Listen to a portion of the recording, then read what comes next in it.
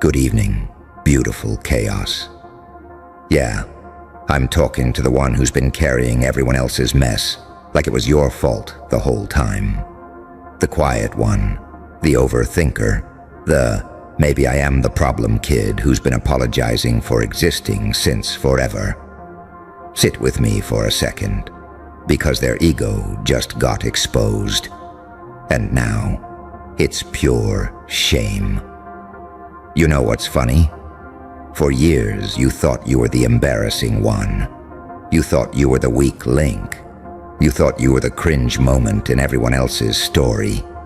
They told you that, didn't they? You're too sensitive. You're overreacting. Why are you making everything about you? They rolled their eyes, laughed in your face, made you feel like your pain was just bad Wi-Fi. Annoying, but easy to ignore.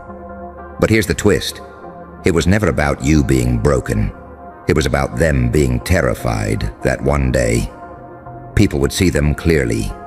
And now, that day has finally started.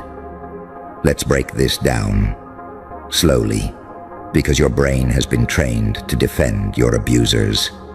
You ever notice how loud they were when they thought they were untouchable? The boss who talked down to you in front of everyone. The fake friend who used you as the emotional punching bag. The family member who acted like they were the holy victim while they were the one causing the damage. They weren't confident. They were panicking in advance. Every time they humiliated you, what they were really doing was this. If I point at you long enough, nobody will look at me. Classic trick. Bully 101. Distract from your rot by calling someone else rotten. And you bought it. Not because you were stupid, because you were good. Because you actually cared if you were hurting people. Because you actually had enough self-awareness to think, what if I'm wrong? They didn't have that. They never questioned themselves. They just doubled down, louder and louder, meaner and meaner, until finally, something slipped. You know that moment. You felt it shift. Maybe it was a group chat where someone finally replied, okay, but that was kind of messed up. Why would you say that? Maybe it was a meeting where someone else spoke up and said, actually, that wasn't on them, that was on you. Maybe it was just one person, one brave person, one tiny comment, one eyebrow raise, one awkward silence where the room didn't laugh with them this time. And suddenly, the air changed. The ego they'd built like armor cracked. You saw it, didn't you? Their little micro-facial twitch, the forced laugh, thus, wow, can't anyone take a joke anymore? Deflection. That's not confidence. That's fear dressed as sarcasm. Their ego was never a castle. It was a cardboard cutout. And now, the rain has started. Let's talk about shame for a second. You've been living in borrowed shame your entire life. Shame that wasn't yours. Shame that came from being quiet in a loud family, being kind in a cruel friend group, being honest in a fake environment, being sensitive in a world that glorifies numbness. They called you too much or too weak because your existence reminded them of everything they buried, their cowardice, their lies, their selfishness, their lack of empathy. You were the mirror they didn't want to look into. So what did they do? They tried to smash the mirror. They tried to shatter you, humiliate you publicly, dismiss you privately, gaslight you consistently. And you know what's wild? You actually considered that maybe they were right. You laid in bed, staring at the ceiling, replaying conversations. You sent paragraphs, apologizing for things you didn't do. You rehearsed sentences in your head before sending a text. You over-explained yourself to people who never listened anyway, because you thought their comfort mattered more than your reality. But here's where it gets darkly hilarious.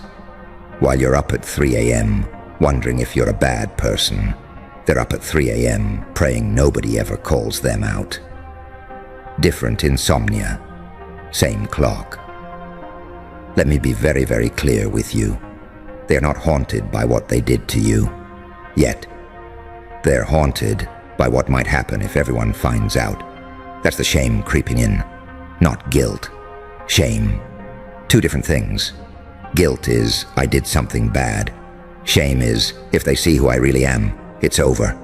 And right now, their ego, the curated persona, the I'm the strong one, I'm the logical one, I'm the sane one act. It's glitching because people are starting to see, hold on, that's not strength. That's predation with good PR. Look at your life like a crime scene for a second. Every apology you gave that felt forced. Evidence. Every time your stomach dropped before seeing their name pop up. Evidence. Every time you shut your mouth to avoid starting drama. Evidence. Every time you made yourself smaller so they could feel big. Evidence. Stack it. Lay it all out in your head. No filter, no excuses on their behalf. That's the case file of what they did under the cover of your self-doubt. And now, the case file's leaking. Maybe not to the whole world yet. Maybe just to a few people. Maybe just to you. But trust me, once you see it, you can't unsee it. And once you stop carrying their shame, it has only one place left to go. Back to them. That's what's happening. Their ego got exposed, and now they're sitting in the raw, burning taste of their own shame. Have you noticed? They're a little quieter lately. Less bold, more defensive. Everyone's so sensitive these days. Translation: I can't be cruel without consequences anymore. You've changed. Translation: you're not kneeling in front of my ego shrine anymore. I guess I'm just the bad guy then. Translation: if I pre-label myself the villain, maybe I can avoid actually reflecting. They can feel it. The eyes on them, the pattern forming, the dots connecting. It's not you under a microscope anymore. It's them.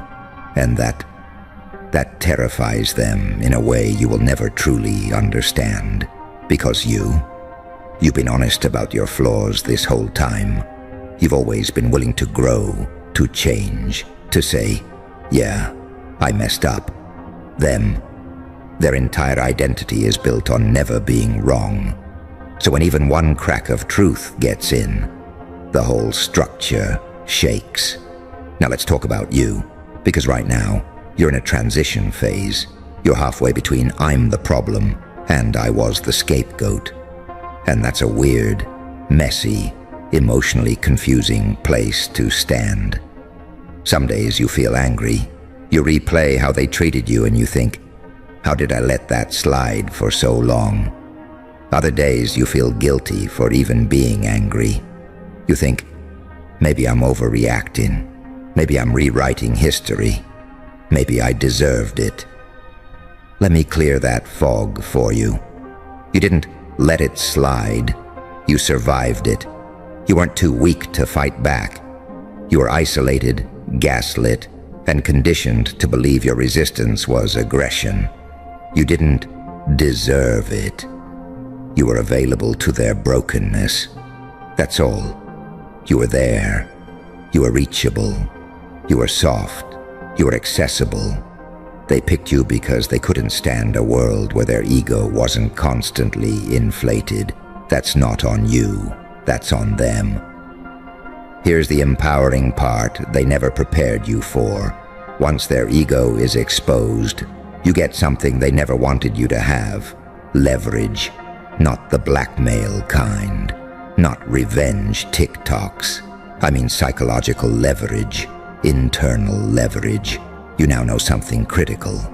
They are not better than me. They were just louder. And when that really lands in your bones, something shifts. You stop editing your personality to keep them comfortable. You stop laughing at jokes that punch down at you. You stop automatically apologizing for existing. You stop explaining your boundaries like a 10-page essay. You start saying things like, "No, I'm not okay with that. That's not funny.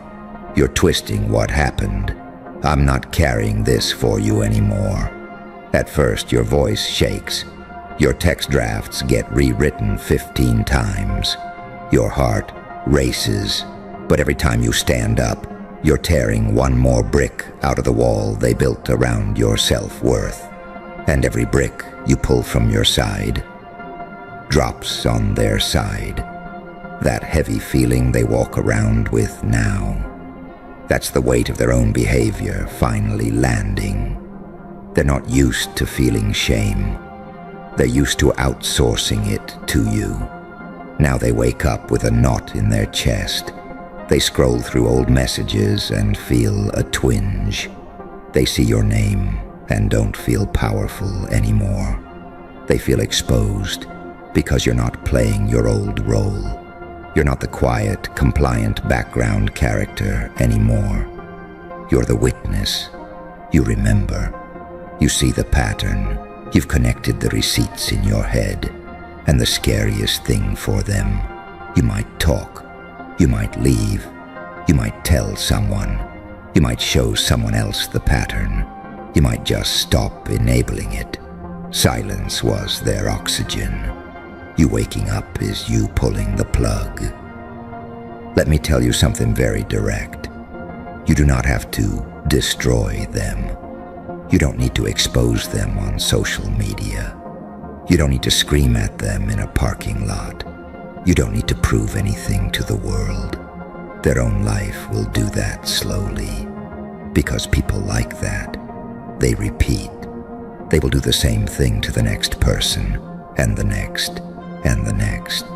And every time, it gets more obvious.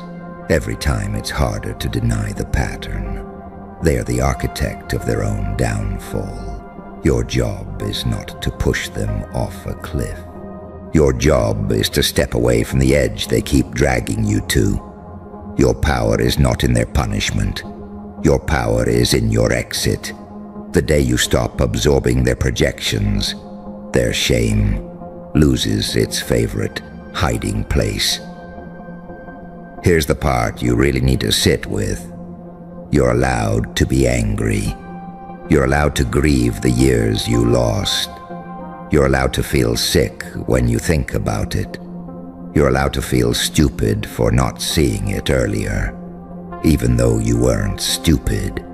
But you're not allowed, not anymore, to keep pretending you're the villain in a story where you were the one getting hurt.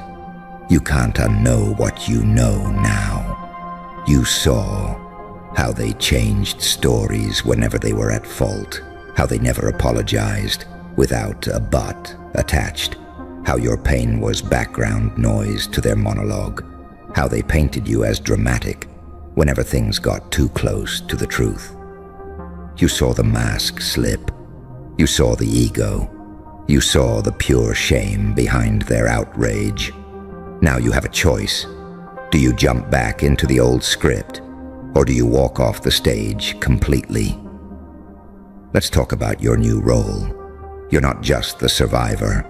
You're not just the one who got through it. You are now the person who knows what this looks like. You know how manipulation sounds.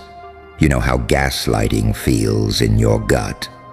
You know what it means when someone refuses to ever take responsibility. You know the difference between a genuine apology and damage control. That makes you dangerous to people like them, and powerful to people like you used to be. Someday you're going to see someone else sitting exactly where you were, cracking jokes to hide the pain, dismissing their own feelings, apologizing constantly, calling themselves crazy or too emotional, and you'll recognize it instantly. You'll hear someone talk the same way your abuser talked. You'll see someone's face fall in the same way yours used to. And you'll be able to say, softly but firmly, "Hey, you're not crazy. You're being treated badly. That sentence from someone like you is a wrecking ball to another person's prison. That's what they were trying to prevent. They weren't just scared of you standing up to them. They were scared of you waking up others. Remember this. They built an entire identity on being the one in control, the one who knew better, the one who was helping you improve. But the second their behavior came into question, they folded. They didn't lean into truth. They didn't say, "Wow, I really hurt you. I need to change." They said, "You're ungrateful. You're attacking me.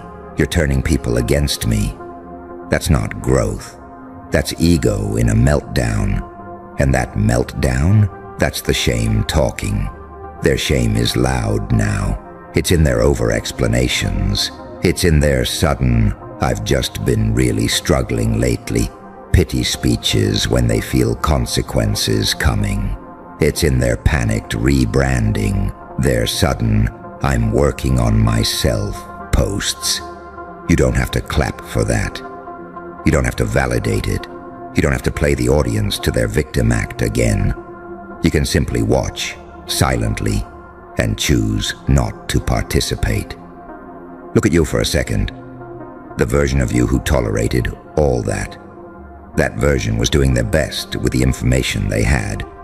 The version of you now, the one listening to this, you're dangerous to the old narrative. Because now you see, it wasn't love, it was control. It wasn't honesty, it was cruelty. It wasn't help, it was domination. It wasn't just jokes, it was humiliation disguised as humor. You see it, you feel it. Your body reacts differently now. You get that tightness in your chest when someone talks down to you. You feel that spark of anger when someone twists your words. You notice when someone conveniently forgets their part in a conflict. That spark, that anger, that discomfort, that's you coming back online. That's your self-respect rebooting. So here's what I want from you from this moment on. When they try to rewrite the story, hold the original script in your mind. When they try to guilt trip you, remember who carried who. When they start playing the victim, remember who was actually bleeding. When they accuse you of changing, accept it as a compliment. You're not their emotional assistant anymore. You're not their mirror. You're not their sponge for shame. You're not their stage crew, holding the spotlight just right. You're walking out of their narrative, and as you do, they're left alone with something they never wanted to meet, themselves. No more scapegoat, no more distraction, no more, "At least I'm better than them," just them, their choices, their patterns, their consequences, their shame, pure, undiluted. The thing they tried to pour into you for years, finally sitting in their hands. And you are finally free to put down what never belonged to you in the first place. Here's what starts happening when you really put it down. When you drop that secondhand shame they stuffed into your pockets and stitched into your skin, you start hearing your own voice again. Not the rewired, apologetic version. Not the sorry for existing, sorry for feeling, sorry for needing anything version. Your actual voice. At first it comes out awkward, yeah. You say things like, I actually don't like that, and you cringe at yourself for hours. But that shaky start, that's not weakness. That's the sound of a person taking their power back in real time. You've been trained to think confidence is loud, cocky, always sure. Nah. Real confidence, especially at the start, is clumsy. It stutters, it double checks, it replays conversations at 2 a.m. and still decides, no, I wasn't crazy for saying that. You send a shorter text. You stop explaining every boundary like a TED Talk. You stop using 3 paragraphs just to say I can't. And they feel that shift, because for years they fed off the essay. They needed the essay. Your over-explaining was their evidence that you were guilty. You believed you had to justify every breath, every emotion, every no. When you stop doing that, their ego loses its favorite data point. Look how emotional you are. Yeah, but you're not performing an emotional monologue for them anymore. You're just stating reality. Once, calm, clear, minimal, and they're stuck with that. Just your words. No self-betrayal attached. They don't know what to do with that version of you, because the old you bent. The old you always caved on the third argument. The old you flinched if they sounded disappointed enough. This version of you, you feel the urge to cave. Your stomach twists, your chest tightens, but you stay put. You pick your discomfort over your disrespect. And that's where everything flips. You start realizing how many preferences you never had. You didn't dislike conflict. You disliked unsafe conflict. You didn't dislike speaking up. You disliked being punished for speaking up. You didn't dislike saying no. You disliked the emotional hurricane that followed every time you tried. Little by little, you start tracking that. You say no to a call when you're exhausted. You don't explain. You don't type, "Sorry, I'm just really tired, haha." You just say, "Can't today." And that silence afterward, the one that used to scare you, that silence becomes data. If someone reacts with guilt trips, with vague hostility, with, "Wow, guess I know where I stand," what you're seeing isn't friendship. You're seeing hunger. Hunger for control. Hunger for access to you on demand. And your nervous system goes, oh, wait. This is what the Joker meant. I wasn't loved. I was used. You start going through memories differently. You revisit the birthday you spent crying in a bathroom because they made a joke in front of everyone. You replay how they shrugged it off. You remember apologizing for being dramatic, even though you were the one hurt. That memory hits different now. There's this quiet anger in your chest, the righteous kind, the I deserved better kind, not the kind that burns you from the inside, the kind that lights up dark rooms. And yeah, it messes with your head at first, because your brain tries to protect